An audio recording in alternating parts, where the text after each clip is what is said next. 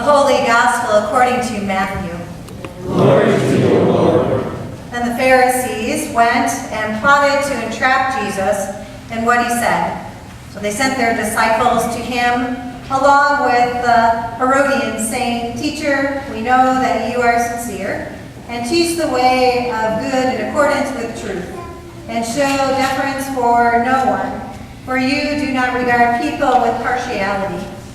Tell us then what you think.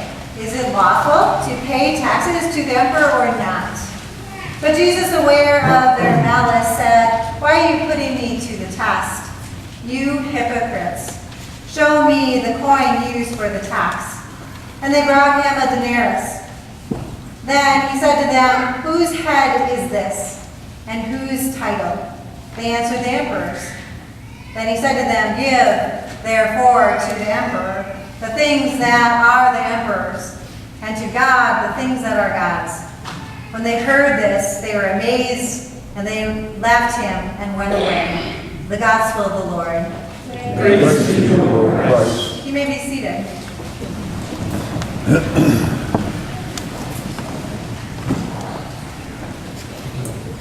So let's imagine for a moment that you are the Pharisees, the religious society, and you are the Herodians, the political party.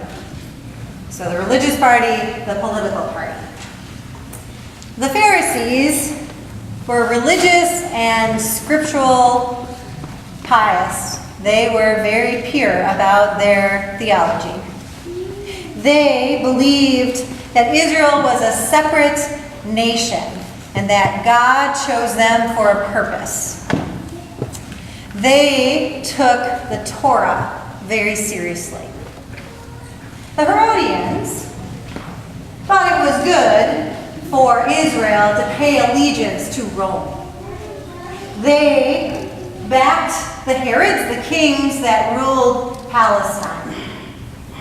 They thought that Rome was a gift from God that would ultimately modernize and strengthen God's chosen people, the nation of Israel. These two groups don't get along. They, in fact, hate each other. They have different ideas, different rules, different regulations, and they don't like one another. But today, in the gospel I read, they are teaming up against Jesus. They're teaming up to trick Jesus with a question that is hard to answer. For centuries, the sentence, "Give to the emperor what belongs to the emperor, and to God what belongs to God," has been used in paying taxes and going to war. It has been interpreted as a warning to do whatever the government says or requests of us. But that raises a question for us. If we receive a document that has a stamp of the government on it, do we have to follow it? If the Constitution says we have to do it, do we have to do it? Or do we have to follow it? Before we respond to Jesus' question or direction of giving what belongs to the emperor, we need to ask two questions first. What belongs to the government? And what belongs to God?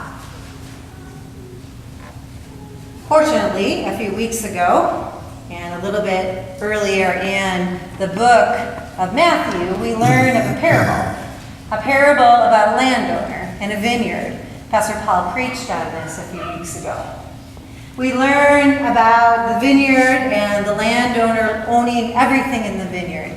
We learn that he owns the grapes, the wall, the tower, and the wine press.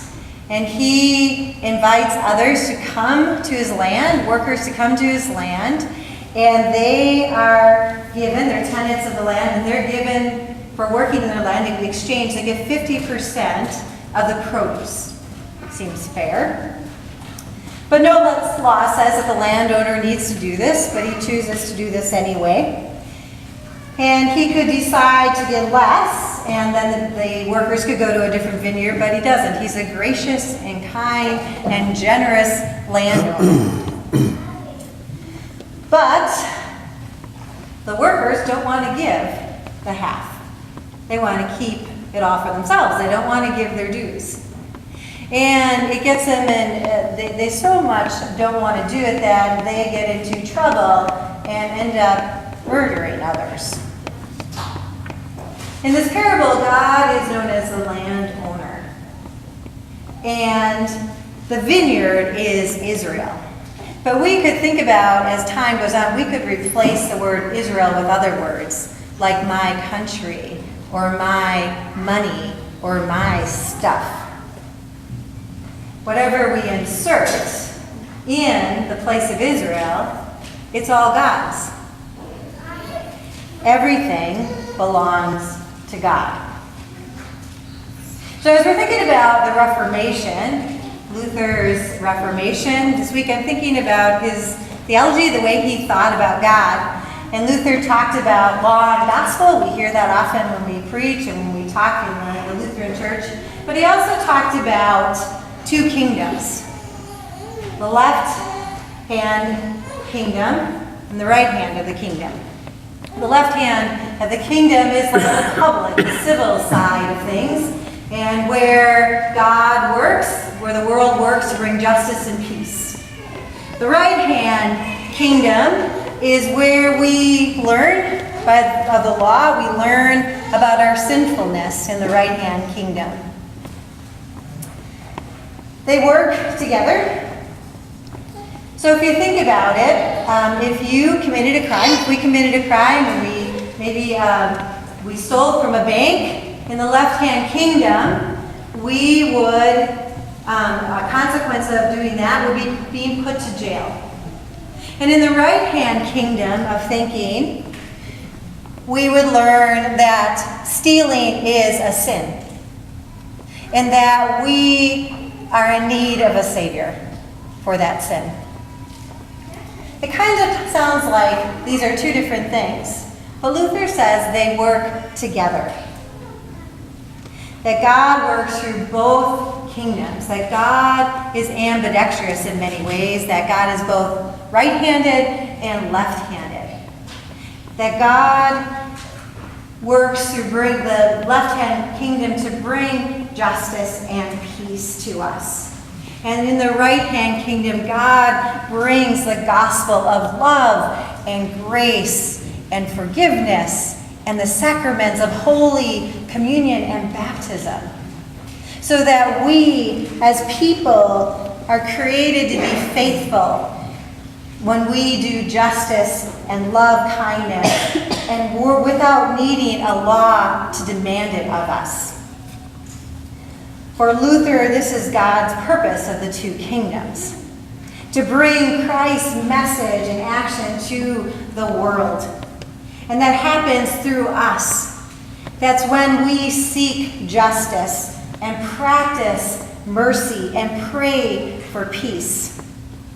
When we see that the left-hand kingdom is not providing for others or isn't justice and peace, we come with the lens of Christ and we point that out.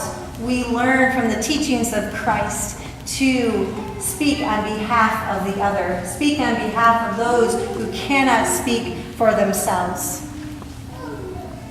If we understand the two kingdoms are different but not separate, in which God can act in both, we can see as followers of Christ in new ways. As we go into our lives, into our home, into our retirement, into our school, into our work, we are called to see the world with Christ's lens, to speak on behalf of others, because everything belongs to God, whether it is in the right-hand kingdom or the left-hand kingdom, or if you're a Pharisee or a Herodian. For the people of God, for those who understand that everything comes from God, we relate to everything in a new way. We relate to our church. We relate to our country. We relate to our money, our stuff, our family in a different way. May you remember that everything comes from God and that Christ is with us wherever we may be. And for this we say, thanks be to God. Amen. Amen.